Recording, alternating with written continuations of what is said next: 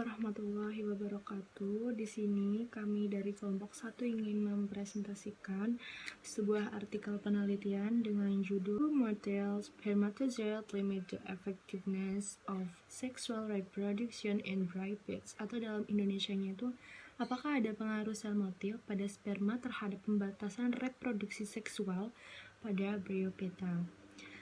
Di sini untuk pendahuluannya sendiri dalam jurnal tersebut tertulis dalam makalah Mukoch and Walton pada tahun 1942 itu menunjukkan bahwa lumut hati itu memiliki sperma yang cukup mudah untuk tersebar di udara.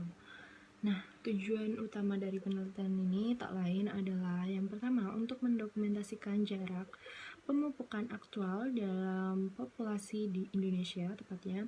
Yang kedua untuk menjelaskan lumut hati dapat mencapai fertilisasi yang efektif pada jarak yang jauh melebihi dalam catatan Bryophyta.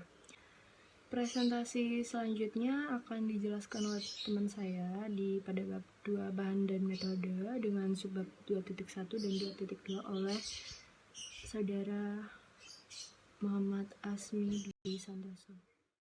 Yang selanjutnya yaitu bahan dan metode. Yang pertama, lokasi penelitian. Pada tanggal 17 Juni 2006, api menghancurkan hingga seluas 50 hektar hutan dataran rendah dan hutan kering di Cagar Alam Nasional Trusley. Daerah yang terkena sebagian besar datar dan bergelombang dangkal 10 cm. Ini secara luas dihuni oleh Marchantia dan Bryophyta pada tahun 2007 dan 2008. Yang kedua yaitu pengambilan sampel lapangan. Selama kunjungan bulanan ke Trusley selama berbulan-bulan musim semi dan musim panas 2007 dan 2008, diukur jarak antara semua koloni jantan dan betina dari Marchantia polymorpha. Ruderalis yang ditemui dengan melintasi area 1 kali 1 km, kurang dari 10% koloni tidak memiliki organ seks dan dikeluarkan dari analisis. Ada atau tidak adanya sporofit dicatat pada semua koloni betina. Dengan memeriksa bagian bawah, setidaknya 2 archegoniophore pada setiap koloni dan sejumlah antheridiophore dan archegoniophore dikumpulkan untuk pemeriksaan laboratorium untuk mengetahui keberadaan dan jumlah antheridia matang dan sporofit. Masing-masing pengambilan sampel dari populasi perkotaan, khusus betina, dari Jalan London berfungsi sebagai kontrol untuk asal-usul sporofit Cambley umum dari pemupukan antar gametopik. Meskipun tanaman betina ini dari forest dengan batang memanjang, tidak ada yang menghasilkan sporofit. Pengukuran diameter masing-masing 200 koloni jantan dan betina. Diameter ini berkisar antara 6, 10, sampai 15 cm. Rata-rata 10 cm digunakan untuk memperkirakan jumlah individu dalam tambalan besar. Metode selanjutnya yaitu percobaan pewarnaan dalam rute pemupukan, yaitu dengan cara pemberian 1% dari larutan tolurin biru dan juga metilen blue yang diterapkan pada 30 talus yang masih hidup untuk melacak kemungkinan rute yang diambil oleh spermatozoid. Gerakan dari pewarna dalam alur Charcocephala dicatat dari bagian-bagian yang terpotong. Selanjutnya yaitu persiapan spesimen untuk pemindahan dengan mikroskop elektron. Tanaman hidup dipasang dalam potongan aluminium menggunakan tisu dan dicelupkan dalam lumpur nitrogen cair untuk mempertahankan keadaan tetap terhidrasi dan tanaman dalam kondisi beku. Setelah sudah membeku, kemudian tanaman divakum dan dipindahkan ke daerah yang lebih tinggi, yaitu pada ruang vakum kriogenik, yang berguna untuk mencegah kontaminasi dan penumpukan pada es. Kemudian es disublimasikan dengan menaikkan suhu hingga minus 90 derajat selama 5 menit. Kemudian sampel didinginkan dengan suhu minus 130 derajat dan dilapisi dengan magneton seputar kotor, yang kemudian langsung dimasukkan ke dalam SEM melalui lubang udara dan untuk menghindari es juga mempertahankan kondisi sampel tetap membeku. Di dalam SEM, sampel diletakkan di atas pada bagian punggungnya yang dingin dengan suhu dipertahankan minus 130 derajat.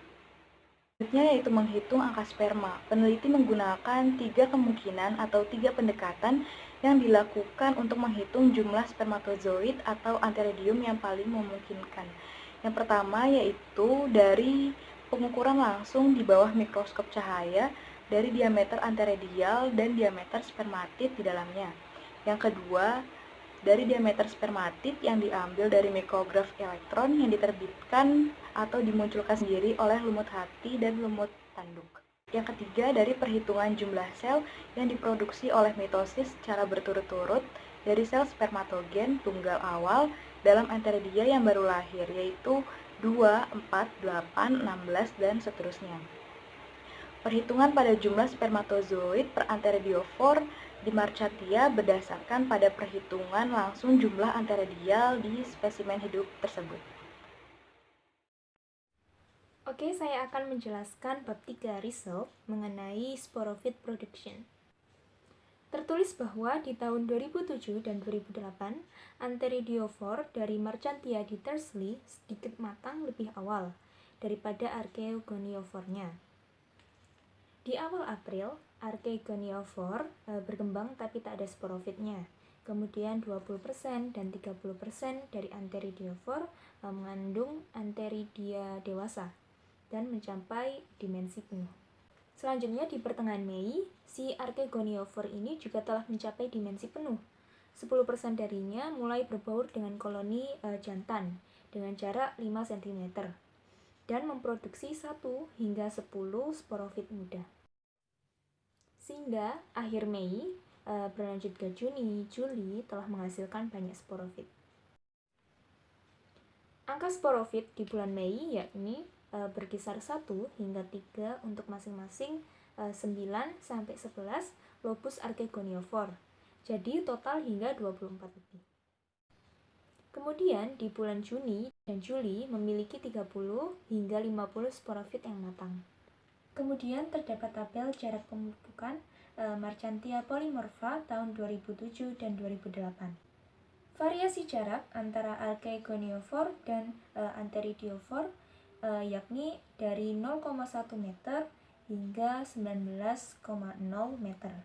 Diketahui bahwa mayoritas koloni jantan dan betina tumbuh berdampingan, yakni pada jarak 0,1 meter tahun 2007 terdapat 43.728 koloni dan 2008-nya ada 44.754 koloni.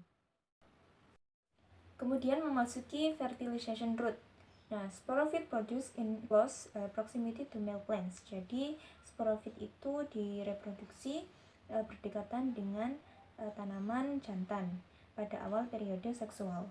Di sini juga dijelaskan bahwa jarak jantan terdekat beberapa meter tak membuat perbedaan pada produksi sporofit yang produktif oleh betina. Yang berarti membuat udara bukanlah rute utama untuk perjalanan spermatozoid. Kemudian ada pun rute perjalanan spermatozoid, yakni melalui hujan. Nah, air hujan dengan kandungan spermatozoid akan mendarat di permukaan anteridiofor. Kemudian air disalurkan melalui rongga-rongga atau pori-pori anteridial. Begitu spermatozoid berada di tanaman betina, spermatozoid disalurkan ke tutup archegoniofor melalui pergerakan air hujan.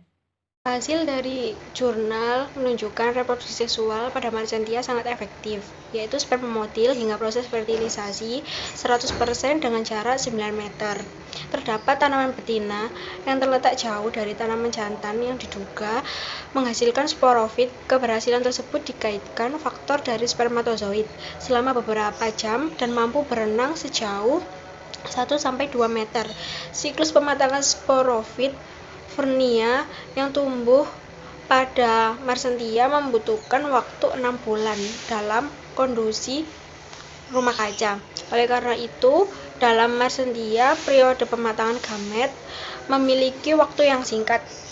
Efektivitas produk seksual dan menghilangkan permis bahwa semua dibatasi oleh spermatozoid motil. Marchantia mampu beradaptasi dengan baik untuk mengeksploritas status gizi ketika keadaan tanah mengalami kekeringan, sehingga spermatozoid di bawah permukaan tanah mampu terbawa oleh tetesan hujan yang terpental dengan jarak yang jauh. Sehingga dapat disimpulkan tanaman Marchantia betina yang bertekan dengan tanaman jantan terjadi pembuahan secara 100%, sedangkan tanaman betina yang letaknya jauh dengan tanaman jantan terjadi distribusi acak spermatozoid di dalam tanah. Nah, sehingga perlu adanya perhitungan spermatozoid yang didapat dan apa saja yang mempengaruhi proses pembuahan. Pada tabel 2 terdapat nomor spermatozoid pertama per antheridium pada tumbuhan Bryophytes dan terdapat perbandingan pada data yang dipublikasi. Spermatozoid dalam jumlah tinggi dimiliki oleh tumbuhan Marchantia, kemudian yang kedua dimiliki oleh Peaceros. Data eksplorasi menunjukkan bahwa peristiwa terdapatnya spermatozoid yang banyak terjadi pada bulan April hingga Agustus diperkirakan sebanyak 50 juta spermatozoid. Setiap antheridopon mempunyai 8, 9, 11, 12 cabang yang menghasilkan masing-masing 6-20 antheridia. Namun pada suatu waktu hanya terdapat 1-3 antheridia yang matang pada setiap cabang antheridopon. Pada tabel 3 menjelaskan adanya produksi sperma yang didistribusikan secara acak di dalam air untuk menghasilkan fin kontinu ketebalan 1 mm, menunjukkan bahwa spermatozoid akan mencapai pangkal archegonivore bahkan dari tanaman jantan yang berjarak dari 2 meter. Proses tersebut diduga terjadi karena penarikan kimiawi dari archegonia. Terima kasih. Wassalamualaikum warahmatullahi wabarakatuh.